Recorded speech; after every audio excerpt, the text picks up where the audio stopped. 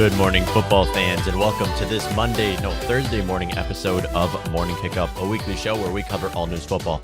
I'm your host, Matt Whit, and today we are live on youtube.com/MattWhit on the Morning Kickoff YouTube channel, live from Minneapolis, Minnesota, on the Morning Kickoff YouTube channel. You can come check us out every Monday and Thursday morning around 9 o'clock Central Time in the morning, obviously, or you can listen to all the pre-recorded podcasts wherever you get your podcast. Now, today is March 17th, 2022, and we are here to discuss the new league year for NFL football. It is officially, as of March 16th, the new league year, and teams are looking a lot different than they were last week. A lot of teams have made some big-time moves, especially the Jaguars, who just completely revamped their team, spent a lot of money in free agency, and to be honest, it's the Jaguars, and I only like the Darius Williams signing, to be specific. The rest of them, not the best. You don't pay Marvin Jones, or you don't pay Christian Kirk that much money. But outside of that, with the Minnesota Vikings, we are looking to trade away Danielle Hunter now. It is official, according to Ben Gosling. Now, I've mentioned this a little bit in the past, and we'll talk about this more going forward. Also, thank you, Tyler Conklin, for your time with Minnesota. We're going to talk about all this on today's episode of Morning Kickoff. I hope you all enjoy. Do you enjoy listening to this podcast? If you don't, that's totally fine. But if you do and would like to help out, there will be a link in the description that will bring you to my merch store. At this store, we sell t-shirts, sweatshirts, and mugs, and all of the profit earned will go towards the production of this podcast. Thank you all, and enjoy the show. All right, so according to Ben Gosling of Star Tribune, now if we head on over to our screen here, according to Ben Gosling of Star Tribune, as the Vikings, this is Ben Gosling from Star Tribune, and he's talking about Danielle Hunter being traded away, as now the Vikings are officially looking to trade away Danielle Hunter.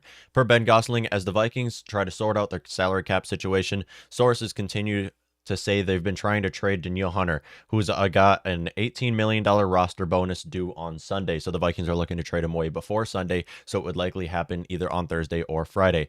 Hunter has a $25.83 million cap figure. The Vikings need to clear cap space in order to make their new deals official. Those new deals being with Harrison Phillips and the other signings that the Vikings have done.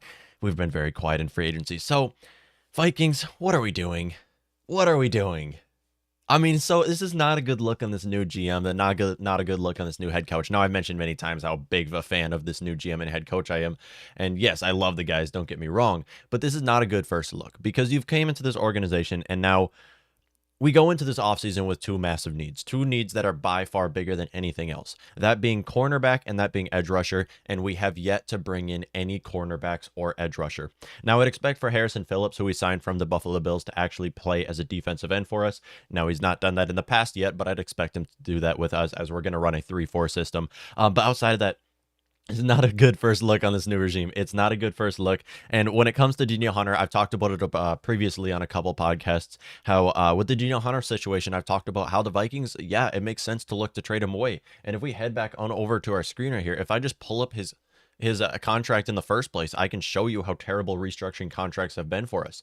I mean, he is due 12.3% of our salary cap the next season, and trading him away will save us 11.5. Now, I've mentioned many times how trading away Danielle Hunter will benefit our team, but I've also mentioned how if we trade away Danielle Hunter, we are screwed. I mean, we absolutely need this guy. He is a massive need for our team. Now, when it comes to Danielle Hunter, obviously he's going to be 28 this upcoming season. 28 for a defensive end. I mean, we've seen them play into their 30s. That's not that old. But also on top of that, we don't even know who we're going to get from Danielle Hunter. We don't know what Danielle Hunter we're going to get. Is Danielle Hunter going to come off of injuries the last 2 years and somehow be the same Danielle Hunter we saw in 2017? The same Danielle Hunter we saw in 2018? I mean, we've seen it many times and time again around the league where edge rushers, where NFL players get injured and they never look the same. And this can happen with Danielle Hunter. And this is part of the reason why they're looking to trade him away. Now, on top of that, I've mentioned how I'm fine with the Vikings trading away Danielle Hunter. I'm going to be honest right now. I changed my mind. I don't think we should trade away Danielle Hunter. I really don't. As we're looking to go for our division next year. We are actually trying to win our division next year, hence why we brought back Kirk Cousins and why we're trying to revamp this entire offense and go for a bigger team and just bringing in a bunch of older players. Not what I wanted to see the Vikings to do. This is not at all what I wanted to see us do. But all in all, I do want us to keep Danielle Hunter, because outside of this, we are screwed. We need pass rushers. We are playing in a pass-heavy league where teams love to pass. They pass on every down, especially when you're in a division with Aaron Rodgers and Devontae Adams. You need to have a good pass rusher, and that would be Danielle Hunter. Outside of Danielle Hunter, we don't have anybody. Anthony Barr's gone. Nick Vigil's gone. I mean, Sheldon Richardson's gone. Everson Griffin's gone. I mean, do I have to keep going on? We have nobody. We have absolutely nobody. And this is why I say this is a bad look on this new regime, because I don't know what we're doing. We have not looked to bring in any. We had a chance on bringing in corners. We did. We had a chance on bringing in Darius Williams. We could have afforded him. We could have. Now, yeah, I guess we can still bring in Stephon Gilmore. We can still bring in, Charles Harris. Please bring in Charles Harris. That is valuable right there.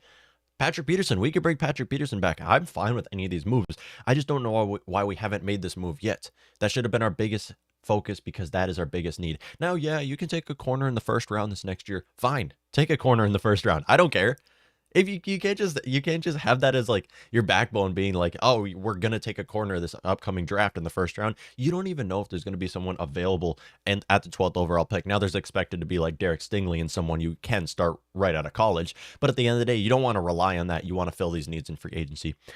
But all in all, I mean, it's not a good look on this Vikings team right now, because we do need Danielle Hunter. We do, when you look at it. And yes, it makes sense for us to trade him away. And yes, we could free a lot of money in order to bring it to get contracts with these players that we just agreed to terms with. But all in all, we haven't done anything. I mean, the only Vikings free agents that we brought back were Greg Joseph and our punter. That's it. No, we let Mason Cole go. We let Tyler Conklin go. We're letting, now I wanted to bring Sheldon Richardson back because we have nobody. We're going to let him go. We're letting all these players go, and we're just bringing back our special teamers. To be honest with you, doesn't look great. It's not a great look, because we have massive needs right now that we have to fill, and we have yet to even focus on. I mean, when you look at cornerbacks, we don't have anybody. Are we going to bring Patrick Peterson back? Because I'm actually fine with that. As long as we can get a veteran corner on this team, that is what I'm looking for right now. I wanted it to be Darius Williams. He was signed with the Jaguars. Hats off to him. That was a great signing for the Jaguars. They desperately needed someone like Darius Williams, but so did we. That's why I wanted to bring him in. Outside of this, Jordan Hicks, people will mention, well, we brought in Jordan Hicks. He's an outside linebacker. He's not going to play outside linebacker with us. Jordan Hicks is going to play as an inside linebacker alongside Eric Kendricks. This is what I'm expecting going to happen, because this is what he did with Arizona, and I'd expect him to do the same on our team. But still, I believe we have to keep Danielle Hunter, because he is desperate for our team right now. Mark Melek says no one wants Hunter. No one wants his contract. I want Hunter. I think he's a perfect fit for our team, obviously still. Now, like I said, with Danielle Hunter, exactly, no one should want his contract, because you can't trade for a player like Danielle Hunter and expect him to be the same Danielle Hunter we saw 3-4 years ago. Like, this is just, you can't go off of that. The guy's played, 2 games the last 2 years? Like, you have absolutely no clue what Danielle Hunter is going to bring to your table for your team. Yeah, he's the most athletic player on our team, and I'll say that again. But again, he's an aging, injury-prone player, and you don't want to pay him this much money. And that's the reason why I don't believe the Vikings will be able to actually find a trade destination for Danielle Hunter. If we can't find a trade, I just hope we don't cut him. If we cut him, yeah, it'll save us $11.5 million. Still, at the end of the day, I mean, we just want to keep Danielle Hunter on our team. I'm sorry. We need him. We need at least one big-time pass rusher, because we're losing all of our other players. And you can't take players, you can't take rookies and expect them to be great right out of college. LGKDOC says Minnesota is about to get the same return the Cowboys got for Amari. Trash picks. Yeah, no, even if we trade, see, I'm kind of contradicting what I said in the past. I did say I wanted Danielle Hunter to be traded away. That was 1 week ago to this date, and I was talking about it, and I was saying, well, because we can just bring in some people in free agency, right? We can just bring in some of these edge rushers that are entering free agency. There's a deep class. Well, now we haven't brought in anybody. You trade away Danielle Hunter and you're screwed. You need a pass rusher. Like, this is 2022 NFL. You need a pass rusher, especially when you got Aaron Rodgers and Devontae Adams in your division. You need a pass rusher and you need a corner. Those are the 2 biggest needs for the Vikings, and we have yet to even focus on those positions this entire offseason. Meanwhile, we're signing players I've never heard of. Who even is this tight end and offensive lineman that we just signed? Like this tight end, I guess he worked with Kevin O'Connell in the past, so I'm not bashing them signing him. I'm assuming Kevin O'Connell knows how to work with him, but I've just never heard of this guy. Whatever his name was, have no clue. And meanwhile, you're letting Tyler Conklin walk in free agency. Conklin didn't get a massive deal, but still, I'll respect Tyler Conklin. I will cheer for him forever. And then if we head on over to my screen, I actually have the news for Tyler Conklin, which came out last night as well. According to Mike Garofalo, the Jets are signing Tyler Conklin. Sources tell me that rap sheets, another tight end to add to the Joe Douglas and after adding CJ Ozema. So this is actually a great signing for the Jets. Now the Jets bringing in CJ Ozema and Tyler Conklin, two young, amazing, outstanding tight ends this last year, and that will help out Zach Wilson tremendously. So yeah, I guess I'm a Jets fan now. I mean, I respect Tyler Conklin for what he did for this team this last year. After what happened with Irv Smith Jr., his injury, Tyler Conklin played in all 17 games last year for us and had a great year. I mean, hats off to him. Now he's primarily a blocking tight end and can make some plays in the red zone. Now he's by no means like a star starting tight end, but at the end of the day, him stepping up for Irv Smith Jr. did a great job, and him still being on his rookie deal did a great job. He had an amazing year and now deserved himself, earned himself this next contract. Not sure how big the contract is if the Jets overpaid on him, but still, just having Zach Wilson throwing to two big body players like Tyler Conklin and CJ Ozema is great for the Jets organization. So thank you, Tyler Conklin, for what you've done for this team, and I will cheer for you with the Jets. But outside of that, although I wanted the Vikings to bring Tyler Conklin back, it's not a massive miss because obviously Irv Smith Jr. is still, whether Tyler Conklin was on our roster or not, he's still expected and going to be our starting tight end next season. And hopefully we can see a great season from him and he can stay healthy, because that's been the problem with Irv Smith Jr. When healthy, has shown what he can do. When healthy, has had a great, amazing first couple of years, but again, the injuries are holding him back, and that's the reason why he's still on his rookie contract despite him being a second round pick going into his fourth year. So with Irv Smith Jr., I would expect that he gets a lot more targets this upcoming season, especially with Kevin O'Connell leading this offense. Loves to put the ball in the quarterback's hand to pass, and we saw what he did with Tyler Higbee this last year. Tyler Higbee was a big name tight end this last year because of what Kevin O'Connell did with him and able to utilize him into the offense. And I'd expect to see the same thing with Irv Smith Jr., who is, from what we've seen the first couple of years, a lot better than Tyler Higbee. Not at all sure who the tight end that we signed from the Rams are. I believe it was like their third, fourth string tight end. Worked with Kevin O'Connell in the past, and he's going to be our tight end on our team. I don't know if he's going to be our tight end 2, tight end 3, tight end 4, something like that, but I'd assuming he's going to be mostly a blocking tight end, because I haven't heard of him, so I'm assuming he doesn't get very many targets. But I don't know what happened with Zach Davidson is my question here, because Zach Davidson was a 4th round draft pick this last year, and he played no snaps this last year. Meanwhile, we have a guy by the name of Luke Stalker going out and getting snaps, getting reps. Like, what happened to Zach Davidson? Could someone explain to me what happened to this guy? Because we drafted him in the 4th round, and he didn't get one target this last year. It's the same thing we did with when we traded for the Jets tight end this last year, how he got no targets. I mean, I just don't know how the Vikings have not been able to use tight ends, and this is why Tyler Conklin, I respect him for leaving this team. I'm assuming that the Vikings didn't even give him an offer knowing our Vikings team and let Tyler Conklin walk, but still, he's going to have a great career with the Jets. Him playing alongside CJ Ozema and Zach Wilson. Zach Wilson loves to throw to his big body tight ends, and that's what he needs, because that guy's problem has been hitting players in their wingspan. And when you got a player with as big of a wingspan, as big as a catch radius as Tyler Conklin, it's going to be a lot easier for Zach Wilson there. This is kind of the same thing we've seen the Patriots do the last decade. And the reason why the Patriots have been so successful is because they sign players with massive wingspans, huge catch radiuses, and it helps out their quarterbacks. Mark Maylock says, right contract, no one is going to go for that. So do not have anything to worry about Hunter going anywhere. I agree. I don't think anyone's going to actually take on Hunter's contract. It just wouldn't make sense. It wouldn't make sense for anybody to take on Danielle Hunter for the same reason that I've brought up about him being absolutely, you just can't guarantee it's going to be Danielle Hunter. You really can't. The guy's played 2 games the last 2 years. We've seen so many players come off of injuries like this and fall apart. We've seen it time and time again to the point where you cannot confirm it. Plus, I want Danielle Hunter on our team. I do. Because I seriously have no clue what we're going to do without Danielle Hunter. We need a pass rusher. We need a pass rusher.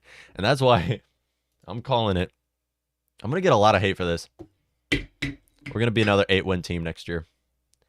10-win team. We're going to be a 10-win team next year. That's my prediction, early prediction as of March 17th, as we have not made any big moves in free agency yet. Oh my gosh, we haven't. We need a cornerback desperately. We need another edge rusher to play alongside Danielle Hunter because we have to expect that Danielle Hunter is going to get injured early. We have to expect for it to happen. AJ Green says, look like the Saints are making cap for room for Watson. Yes, and this is scary. This is scary for us because if we pull up the Saints over the cap, so the Saints are in one of the worst cap situations, at least they were, that I've ever seen in my life. If we head on over to the Saints screen right here, they are in by far one of the worst salary cap situations. So as of right now, they are, okay, they're 16 over the cap. I'm talking about going into this offseason where they were negative $41 million of spending. But on top of that, them freeing up this much space is scary for Deshaun Watson to come back onto this conference. I mean, man, they had Drew Brees for so long. The Saints are so lucky, and I'm just hoping they do not get Deshaun Watson. But here's the thing with Watson, people talk about Watson going to Cleveland. People talk about Watson going to Pittsburgh. Like, this is not going to happen. It's not. You look at how the Saints and Panthers are right now. There's going to be a bidding war between the Saints and Panthers. Why? Because it's going to be one of the two. The Saints know if they don't get Deshaun Watson, the Panthers are getting Deshaun Watson, and they're going to have to pay him. They're going to have to play him 2 times a year for the next decade. So the Saints are going to have a bidding war with the Panthers.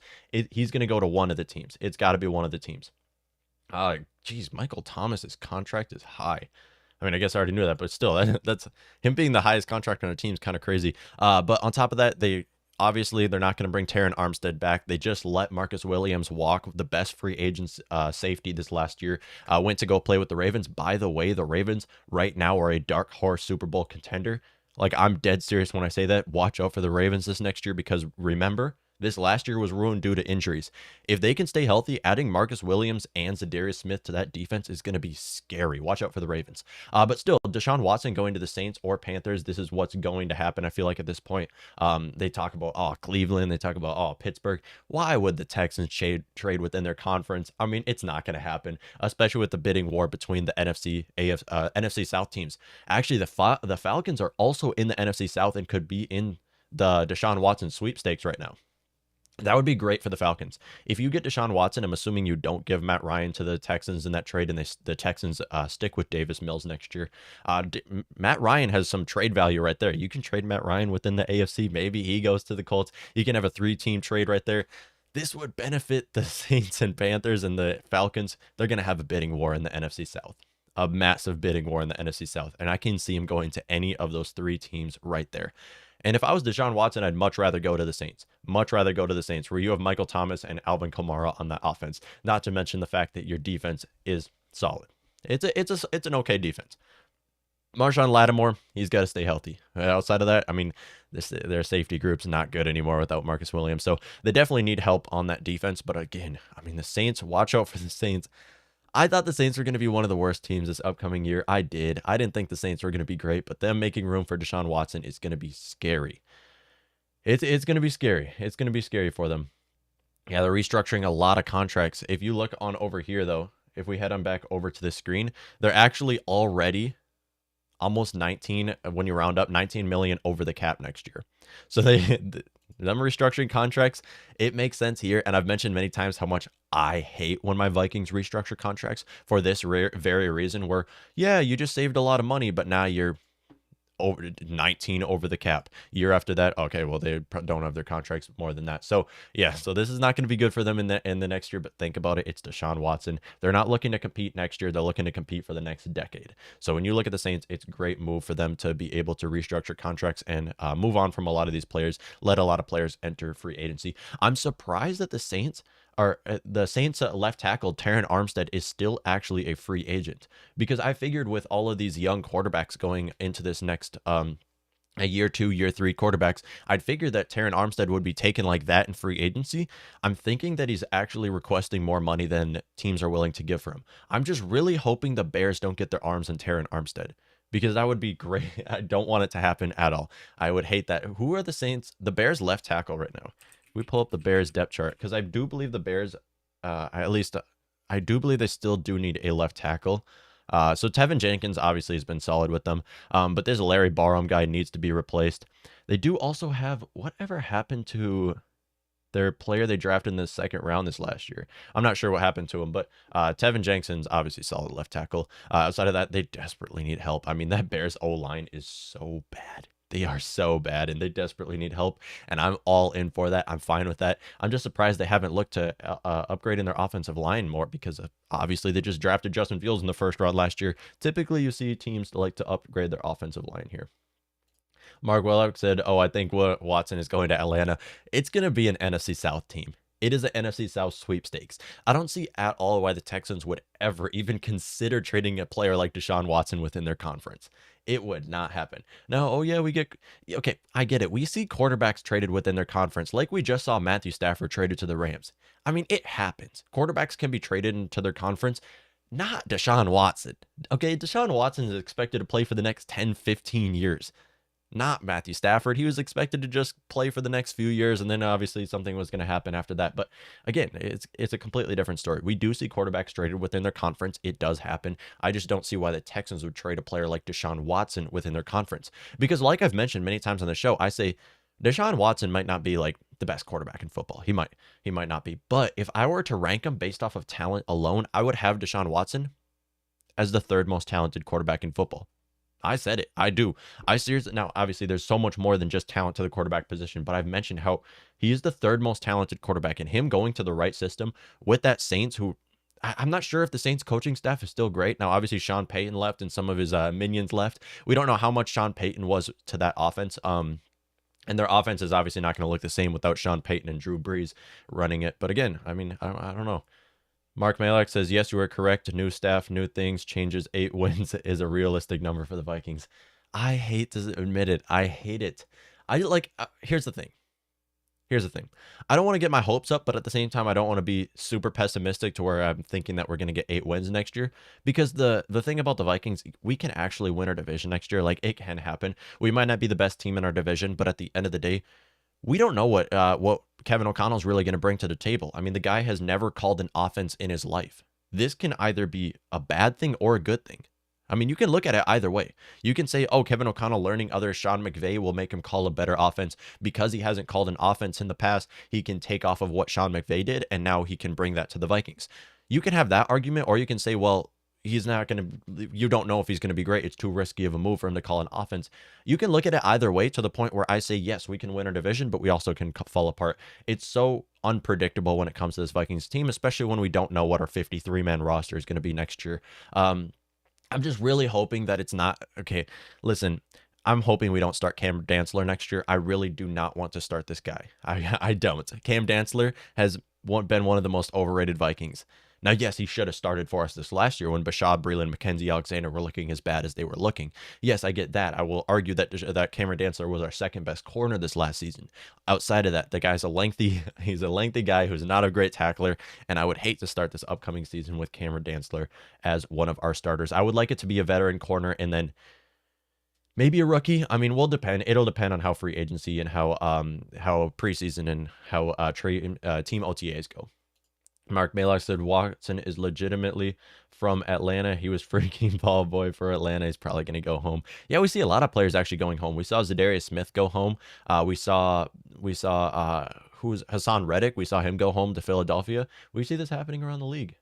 Actually, Philadelphia, the Eagles, they had some big time signings as well. You just watch other teams just go off spending sprees, and here the Vikings are year after year. We're just trying to free up cap space. This is how, okay.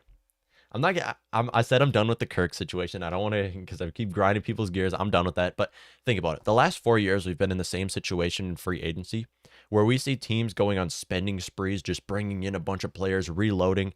And meanwhile, we're just trying to see how we can free up cap space. We've been in the same situation the last 4, 5, 6 years. It's been the same story for us where we're just looking to free up cap space, and that's all we're trying to do. AJ Green says, how you feeling about the new regime so far? I know it's early, but I'm not impressed so far.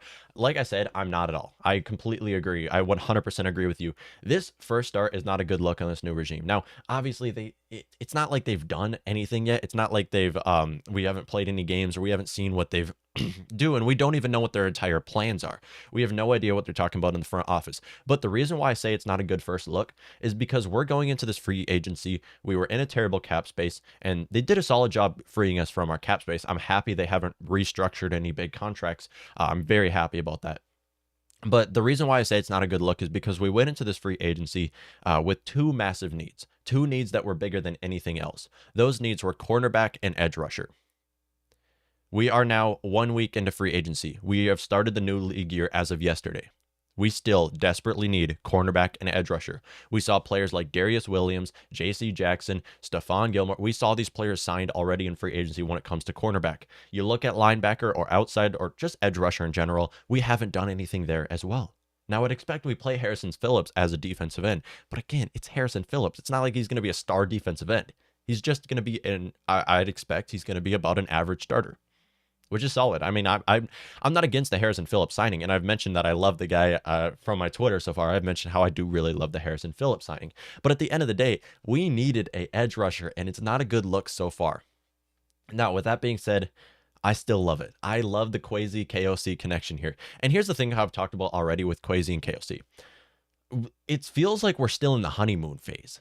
Like when I go on their social media or just the Viking social media, it feels like we're still in a honeymoon phase. Like this honeymoon phase has to come to an end. We got to start making some big time moves. You did with the Kirk Cousins situation. And I've already mentioned that I'm not the biggest fan of not trading him away, but at the same time, extending him was the next best thing, more than playing him under a $45 million cap hit, in my opinion.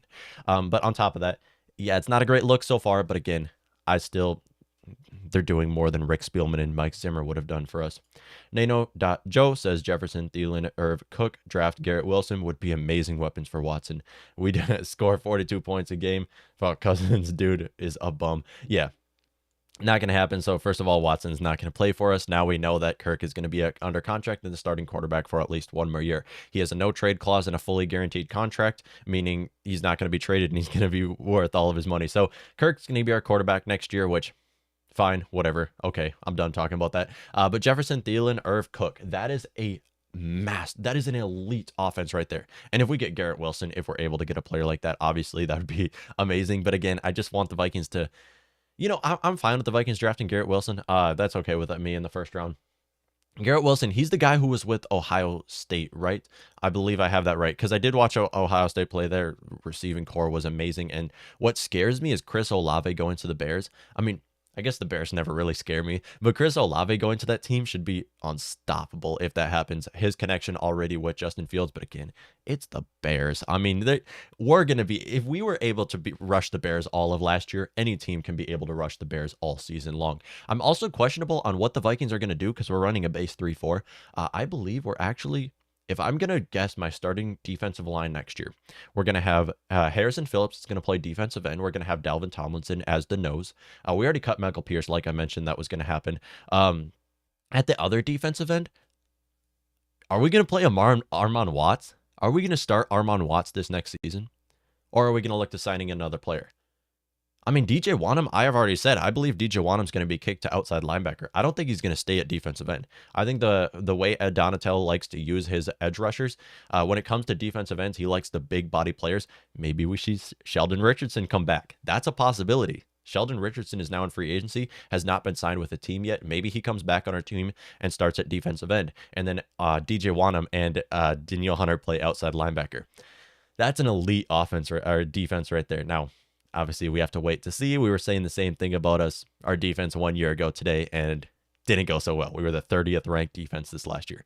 3-0 ranked defense this last year. But still, that offense is absolutely outstanding. And I'm going to be really interesting to watch how Kevin O'Connell uses Dalvin Cook. Because here's the thing.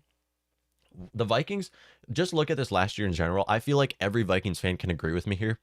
The Vikings looked the best when they put the ball into Kirk Cousins' hands this last year. Well, the Vikings looked the best when they passed to Justin Jefferson at least 10 times a game. That's when we looked the best. Justin Jefferson gets at least 10 targets. We typically win the game. And this is the reason why we lost multiple games last year. The reason why we lost to the Lions, the reason why we lost to the Cowboys. The list goes on of the reasons why we lost was simply because you give Dalvin Cook 30 carries a game, you can win against some teams. You can. You can win against the Pittsburgh Steelers when TJ Watt's injured. Like, you can win against some teams, but when it comes to multiple teams, especially within your division, like when you're playing a Packers defense that has Kenny Clark, that has Devondre Campbell, that has Rashawn Gary. I mean, the list goes on of Packers of defensive players. It's nice to know Zadarius Smith is gone at least. But still, there's multiple teams where running the ball just simply does not work. You can run 30 times a game with Dalvin Cook, but it doesn't work. And then when it comes to, against some defenses, and we looked the best when we targeted Justin Jefferson, when we targeted Adam Thielen. And with the amount of playmakers that we have, we should be an elite offense next season. And we really only have one hole on our offense, and that is on the interior side of the offensive line. That is our only hole, and it's what we should have filled in free agency, but we haven't yet. And to be honest, going into this next season, maybe Garrett Bradbury doesn't start. Maybe this player we just signed, I have no clue who we just signed from the Broncos. I'm not going to sit here and act like I know who this guy is. I did some research on him. No clue who this guy is, but if there's one thing I know, he can be a starter next year in this Vikings offensive line. He can, because we are that bad when it comes to the interior side of the offensive line. I'm looking Garrett Bradbury, I'm looking at Oli Udoh here. Everybody else is safe. But Garrett Bradbury and Oli Udoh, those two players, is whoever this guy who we just signed from the Broncos is, could definitely step up into our starting offensive line. LGK says, who needs a defense when we have Kirk? Absolutely. I see people on Twitter all the time who are like, oh, you look at the defense the last 4 years. You know, this is definitely all Kirk's fault, like being sarcastic. I'm like, yeah, the reason why the defense has been so bad is because we're putting all of our money into the same position, that being one player at quarterback. Surprise, surprise. Mark Maylock says the staff is just chilling, waiting for the draft so they can draft these kind of guys for the systems and game plans. Minnesota is a mediocre team. I agree. There's not just one or two players away. I completely agree with you, Mark, here, because here's the thing with us when it comes to the draft. We cannot wait till the draft to fill our needs. This is one thing that I've been saying, that I've been vouching for my entire life. When you are an NFL GM, you have to fill your needs in free agency. Whether that's signing veteran players who are on a 1-year contract and you're likely going to look to the future, or signing players on a long-term deal. I mean, you have to fill your needs in free agency. That way, when the draft comes, you can just draft whoever the best player available is. Look at the reason why Aaron Rodgers fell as far as he did. Because teams didn't need a quarterback. They didn't. But you look at it now, and it's like any of those teams, if they knew what Aaron Rodgers was going to be, they still would have drafted him. The reason why they passed on him, despite him being the top-ranked player still available, they didn't need a quarterback. So they all passed on him. And then look at how the Vikings were with Christian Ponder. I mean, Christian Ponder was far overdrafted by the Vikings. I believe that was in 2007, if I have that right, somewhere around there. He was, or 2012, I believe. At 7 was way too early. But yeah, to fill in for Brett Favre, we desperately needed a quarterback. So we just took a quarterback in the first round. Well, you by far overdrafted on Ponder by over an entire round. Therefore, he was a complete bust. And this is the reason why I say free agency is for filling your needs. The draft is for taking whoever the best player available is. I don't care if the best player available is what is a position we don't need? We need every position right now. I don't care if the best player available is a defensive tackle. We don't really need a defensive tackle right now. We really don't. We absolutely do not. I don't care if that's the best player available. Take him. Take whoever it is who you can build your franchise, because that's how you do it. That's how you're supposed to do it. This is how Bill Belichick has been so successful his entire career. You just got to fill your needs in free agency. And then just take whoever the best player available is in draft. I don't care what their position is, as long as it's not a running back. Okay, running backs, don't draft running backs until the 3rd round. AJ Green says, I'm still wondering about Cook. Yeah, when it comes to Cook, I feel like Dalvin Cook is the one player who is not excited about moving on from Mike Zimmer, who is not excited about Kevin O'Connell being the next head coach. I feel like he is the one player, because now he knows that he's not going to get 37 carries a game, touch the ball 47 times, something like that. Yeah. It works against some teams. But we're playing in a league where team defenses are far better than they've ever been. They play a lot more fast, and you got about 5 teams that you can feed Dalvin Cook and win against. Let's be honest. It's not going to work against a lot of teams. Dalvin Cook is not going to just plow through some guys. Let's not forget, yeah, it worked against the Pittsburgh Steelers. That was the Pittsburgh Steelers without Cam Sutton and without TJ Watt. So their defense was absolutely garbage. Was Cam Hayward even playing in that game? I can't even tell you if Cam Hayward was playing in that game. It works against some teams. But still, he's got to be the only one not totally excited. Mark Malak said they don't want huge free agent contracts to start their legacy. Kudos to the new coach and GM. Yeah, I'm okay with that. But I was mentioning how we can bring players on 1-year contracts. Like, we have to bring in a corner. This is not a what if. This is a absolute need, and this is why I say we have to fill this need in the free agency. You have to bring in a free agent right now. You have to bring in a free agent right now. And I'm fine with Patrick Peterson. And I've mentioned how Patrick Peterson coming back on a 1-year contract. Yeah, he's not going to be a star. He's not the Patrick Peterson we've seen in the early 2010s. But at the end of the day, I'd much rather have Patrick Peterson starting on this defense than having Cam Dantzler and a rookie. Okay, if there's one thing I'm fine with the Vikings starting a rookie at corner next year. Let's not forget, we have the best quarterback wide receiver connection in the league in our division.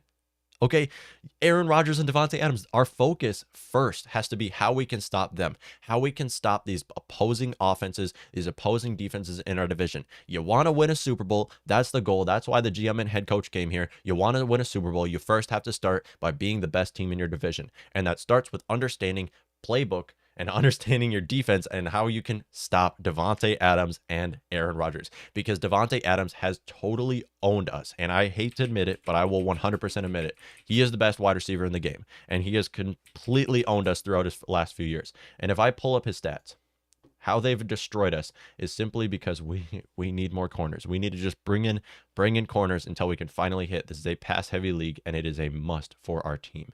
So if I can find Davante Adams game log. Okay, I don't even have to pull it up. You guys watched us play the Packers the last 6 years with Davante Adams on their team. I mean, and how he's completely destroyed us. That's got to be our focus, because that is the reason why we continue to lose to the Packers. Okay, we beat the Packers. That's the reason why we continue to split with the Packers, then I'll say.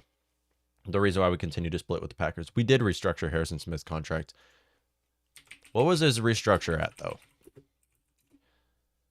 Can't remember what his restructure was. I can't stand the restructures. I'm so over them. Oh yeah, okay. That's not the worst restructure though. I mean, he was expected to make, what is that? Like 8 million next year, 7.4 million next year. So yeah, that's pretty small. And then a lot more than the following year. Still, I mean, Harrison Smith's one of those players where it's like, he might be old. He hasn't shown any sign of decline though. Like, Harrison Smith is reaching that age where we typically see safeties like careers go to die, safeties careers end. We have not seen any sign of Harrison Smith falling off to where I believe he's going to be healthy the next 4 years under contract. And you know what? Totally fine. Mark Mayock says stopping Goff in St. Brown, Motor City, damn Campbell. Yeah, sure. Why not? Why not? At this point, St. Brown completely owns us. Amon-Ra, St. Brown, and also Quintez Cephas was stepping up last year with them, but still, I mean, no one. I'm sorry, Lions fans, sorry, Mark Mayock, but yeah, we don't see you guys as much of a threat. I mean, Mike Zimmer certainly didn't. Why not just run the ball 3 times and punt it away in the fourth quarter? Oh, it's the Lions. We got this in the lock. It's the Lions. We don't have to worry about them. Gosh, Mike Zimmer's Mike Zimmer was a. It's nice to know, like, at least now, like, yeah, this new regime hasn't really done anything for us yet, but at least it's not Mike Zimmer and Rick Spielman. At least we're looking for a new team, because right now, yeah, we haven't brought any of our free agent players back outside of our special teams players. When was the last time you saw the Vikings in the offseason go an entire offseason so far, this far into the offseason, without bringing one of your in-house players back? Now, yeah, kicker and punter. Okay, well, I'm not talking about the kicker and punter here. I'm talking about defensive and offensive players here. We didn't bring any of them back. Quintez Cephas did get injured week 4. My man was unstoppable though. Still, that's a bright spot on the offense. I mean, but Lions might be in a better spot than we are right now. The Lions might be in a better spot. They do have two first-round draft picks this year. They should be taking a quarterback either with the 32nd pick or in the second round. Malik Willis would be a massive overdraft in the first round, especially with how many needs the Lions have. They can just take whoever it is and plug them in as a starter with how many needs that organization needs right now. But in the first round, they can definitely take a quarterback at 32, maybe Sam Howell, maybe Kenny Pickett. I believe these players will actually fall to 32. At least at this point in time, Kenny Pickett should not be a top 20 draft pick. He really shouldn't. He really should not be drafted in the top 20. He might have the best tape in college, but that's Kenny Pickett. I mean, he shouldn't be drafted in the top 20. Mark Mayock says, when was the last time you had a new head coach? So Mike Zimmer coached with us the last 8 years, starting in 2014, came into this organization. Before that, we had Brad Childress. I believe it was Brad Childress, if I have that right. Mike Zimmer, I believe did he fill in for Brad Childress or Leslie Frazier? It was one of the two. We had Frazier for a few seasons. Brad Childress was there before. Go way back in the day, we had Danny Green. Yeah, we were switching out coaches left and right. That's why I can't even remember who it was right before Mike Zimmer, but he coached with us for 8 years. So, and to be honest, like right now, I'll admit, Mike Zimmer was the third best coach in Vikings history. It's not a very hard list right there. It's not at all. I mean, Bud Grant is the undisputed best Vikings head coach of all time. No question about that. He's the Hall of Famer Vikings coach. Outside of that, it hasn't been great. I love Danny Green. Dan Green, who coached with us during the Chris Carter and Randy Moss era, and the era with Dante Culpepper as well. I believe he's also an undisputed too. But outside of that, our coaches have not been great in Vikings history. Hopefully, Kevin O'Connell can take that third place spot at least. That's what I'm hoping for. And as long as he can bring us a Super Bowl within the next 5 years, that's what I'm looking for. Because we're screwed. We are if we don't. We are if we don't. And I've been saying this about the Vikings for a long time now, and it is not a good look so far for this team. When it comes to free agency, though, if you're looking around the league, who so far has won free agency? Now, yeah, it's only been a week. I mean, it's the start of the new league year now. But I am really, honestly, if you're in the AFC, you should be scared of the Ravens. Like, the Ravens are a complete team right now. And if we pull it up, yeah, they're playing in a tough division. Yeah, someone in their division just won a Super Bowl, or made it to the Super Bowl. Sorry, they didn't win. Made it to the Super Bowl. At the end of the day, the Ravens are in a nice position. They're 8-9, so they're picking around where the Vikings are picking, maybe around like 10 to 15. Somewhere in that spot, the Ravens will be picking in this upcoming draft where they can get one of these wide receivers. It is no question the Ravens can get a wide receiver in the first round to play with Marquise Brown, and then also to play with Rashad Bateman. Outside of that, with their injuries, I mean, J.K. Dobbins and Gus Edwards both did not play a snap last year. They were playing this Tyson Williams guy, and they were also playing some no-name players, or actually not no-name players. They've been playing old players who were good, like 10 years ago? I mean, look at Le'Veon Bell, who they were playing. They were also playing Todd Gurley. I mean, they were playing players who were good at one point. So now with J.K. Dobbins and Gus Edwards, they should, as long as they can stay healthy, which that's asking for a lot. They also added Morgan Moses. He was the starting right tackle with the Jets. I don't know. He's their new starting right tackle right now, and a huge, massive increase from where they were at beforehand. Ronnie Staley still at left tackle. Offensive line is still looking a little iffy, a little lackluster, but at the end of the day, I mean, the Ravens, Lamar Jackson and Tyler Huntley, they move around with the ball. They don't need a star offensive line right there. When you're looking on the defensive side of the ball, them adding Marcus Williams was huge for their secondary, is huge for their secondary. Because honestly, right now, with Marcus Peters, Marcus Williams, Chuck Clark, and Marlon Humphrey, the Ravens might have the best secondary in football. They might. With Marlon Humphrey and Marcus Peters, that's arguably the best cornerback duo right there. And then Chuck Clark and Marcus Williams. Obviously, Marcus Williams, us Vikings fans, we love Marcus Williams. We'll pay you a lot of respect. Thank you for giving us the Minneapolis Miracle.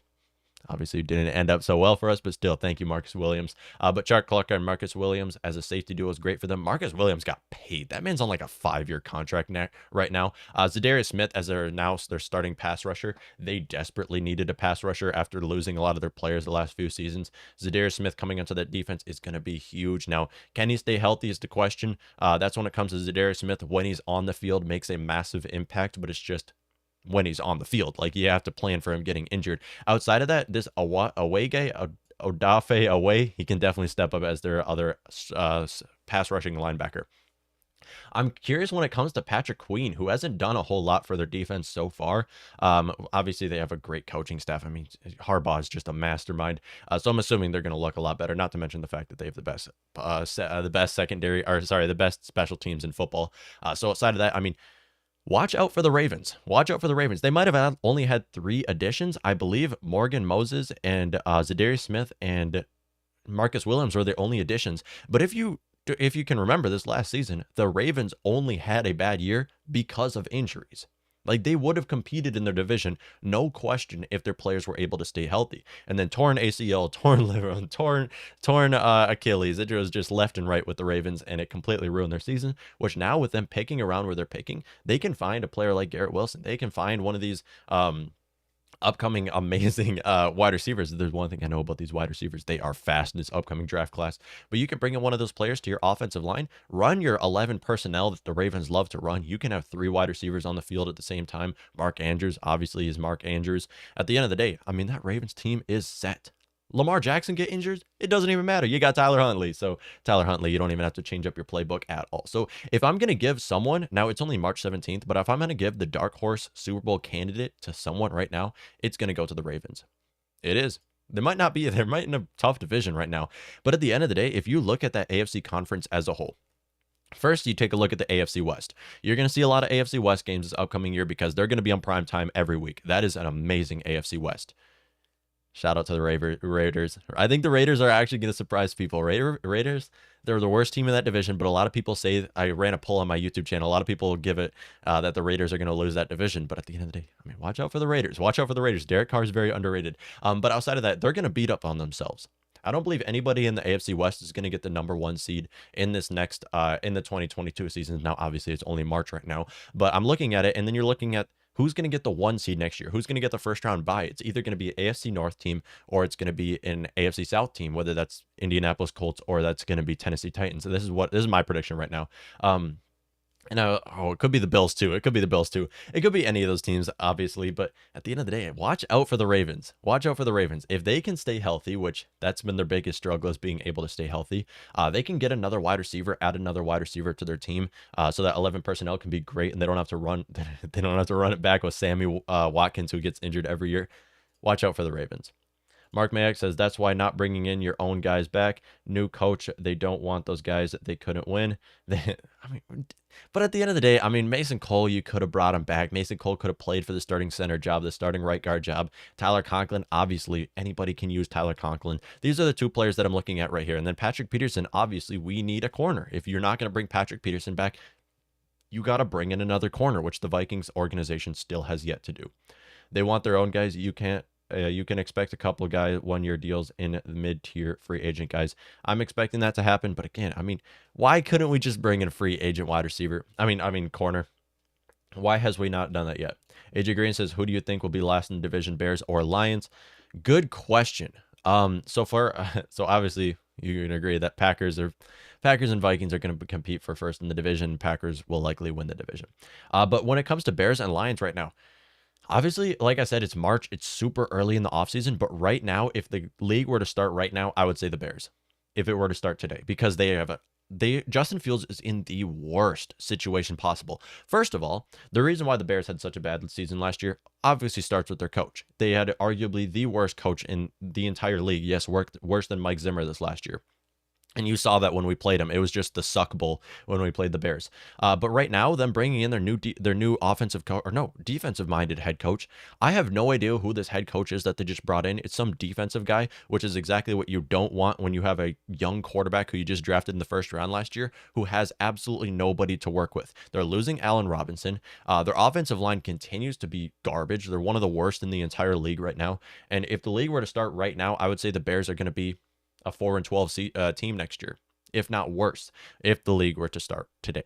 But obviously, we're going to see what the Bears are going to do when it comes to offensive line and when it comes to their wide receiver group, and just trying to put Justin Fields in the right position to succeed. Obviously, them trading away Khalil Mack. People say it's like bad for the Bears for them to trade away Khalil Mack. They're fine. I mean, we saw this last season when Khalil Mack got injured. It did not do a whole lot to their Bears defense. Their linebackers were great, and they didn't even need to bring Khalil Mack. They didn't even need Khalil Mack to be healthy for their linebacker and pass rush to look great. If it were to start today, I would say the Bears. And then Mark Magg says Bears or Vikings in last this year. Vikings can get last, but let's be honest, it's not going to happen. We are a top 5 at best. We are a top 5 offense in football if Kevin O'Connell can call the right offense. We haven't seen it yet, though. We haven't seen it yet. I know you're saying that because you're a Lions fan, but again, the Lions, I don't see the Lions making the playoffs. I'm expecting to put another tally mark here this next season. But if the league were to start right now, Lions could actually get second in this division if the league were to start right now. But obviously, Vikings, Bears, once they fill their needs in free agency and hopefully in the draft, once these needs get at least slightly filled, at least get some transitional guys, some bridge guys in, then we're going to be the better teams. Okay, you have to see what the Bears are going to do. Bears, just like us, are very, very quiet so far this free agency. And it sucks to see. It sucks to see because I wanted my Vikings to bring in some. I wanted Darius Williams to come onto our team, and we still haven't even brought in Akeem Hicks. Has Akeem Hicks signed with anybody yet? I thought it was going to be called immediately that Akeem Hicks was going to sign with someone. Okay, so it doesn't look like Akeem Hicks has signed with anybody yet. Yeah, okay. It looks like he hasn't. And I'm surprised that we haven't signed Akeem Hicks. I'm assuming it's because we're actually looking to trade away Danielle Hunter first. And then bring Akeem Hicks in on this defensive line, and he can start at defensive end with us. And I'd expect him to start with Dalvin Tomlinson and Harrison Phillips on the D-line. And then when it comes to linebacker, again, we have nobody. So we have absolutely nobody to work with. I'm surprised we haven't brought in Akeem Hicks. He would add so much to our team, though. Obviously, is like I said with Zadarius Smith, his problem is staying healthy. But when he's healthy, he makes a massive impact on the field, especially in the run stopping game, which is exactly what the Vikings need. And that's the reason why we were one of the worst defenses last year, is because we averaged 130 rushing yards per game per game. 130 rushing yards per game. So bringing in a player like Akeem Hicks, who has been one of the best run stoppers in football the last 5 seasons, would be massive for our Vikings defense, and I'm surprised we haven't done it yet. So yeah, that really wraps up this episode of Morning Kickoff. I hope you all did enjoy tuning into this episode. If you did, be sure to rate, subscribe to the podcast for more Minnesota Vikings football, or actually football-related content. I'm trying to talk not just Minnesota Vikings, but also talk more around the league. Because there's a lot of big stories going on right now that we'll likely cover in these upcoming episodes. But I appreciate you all tuning into this episode, and I hope you all have an amazing Thursday, an amazing day. Happy new league year for NFL football, the greatest sport in the world, the greatest sport in America. And as we're approaching this draft coming forward, we're going to talk more about the upcoming NFL draft. Thank you all for tuning into this episode of Morning Kickoff. Have a great day.